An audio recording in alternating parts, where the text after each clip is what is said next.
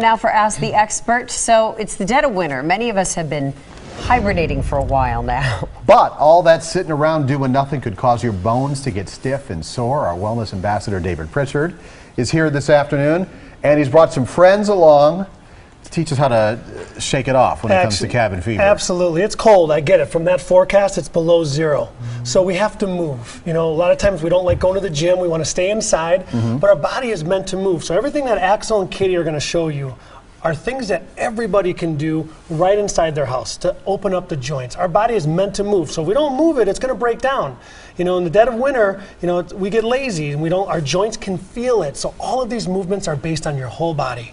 We're moving everything, our upper body, our core, our hips, our knees, even our neck. So Axel from Drench Fitness, Katie from Drench Fitness, they're going to show you some really neat movements that everybody can do and modifications that are built in there as well. All right? Let's move it. Let's start. All right, that first one kind of being that 90-90. Some people that like to run kind of don't want to get outside during the winter, but get their hips moving, not just a forward plane, but, you know, moving laterally. Great for opening up Is that hard? Well, there's different ways you can do it. Obviously, my feet are a little closer together. You really want to focus on planting them. You know, a good alternative would be, you know, going for a wider positioning, so it's easier to get your center of gravity to the other side. Great for your waist and your hips, though. Totally, and then even adding to that, so going from... I can see how that would simulate running. Yes. Because it's the same muscles you get after a good run. Exactly, and so many things, those deeper muscles are engaged there. So you can do them right in your living room. Okay, move two. You can always add on by coming up. It's like a hip climb, stepping out into a lunge, and doing the same thing on the other side. So flipping, hips up, excuse me, Katie, and stepping into it. And again, no equipment. I mean, his whole body is engaged in these movements, which is wonderful, and it's great for your breath, great for cardiovascular even too. Yeah. So, and you can always do it using a kettlebell as well. So kind of adding some weight, you know, strength to your mobility. So in case you get bored, if you get bored, you want to add a little bit of weight in there. It makes it a little bit more challenging. And so you're going to, you know, see results after doing this for a couple weeks, and you're going to want to add weight. All right. Now, what's great, Katie's going to show a full body movement, which is really good. A little bit of flexibility, a little bit of core with some strength. So just a nice little sequence. You can just cross whichever leg over and then walk your hands out to your high plank.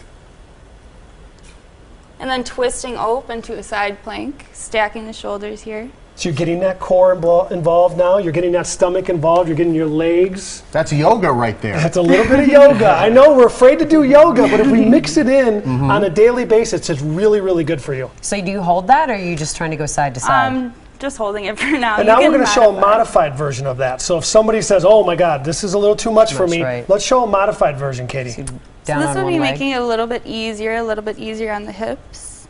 Or if you want to look to intensify, you can start to lift that upper leg. So you can progressively get into this motion where you're modifying it with that knee down, bring that knee up, so then everything's getting involved. And then we go to the upper body for a little push-up. And then do a nice deep push-up, get that chest all the way down. And then walking it back up. And then you're getting your hamstrings, which is great. In this cold weather, our hamstrings get tight, your lower back gets tight, so it's a great way to kind of get everything involved in one motion. That'll take you less than 5 minutes every single day. And then you'll progressively go, and you're going to want to do more. Where do you get one of these kettlebell things? You can pick those up at any sporting goods store? Oh yeah, Sports Authority. You can get them online.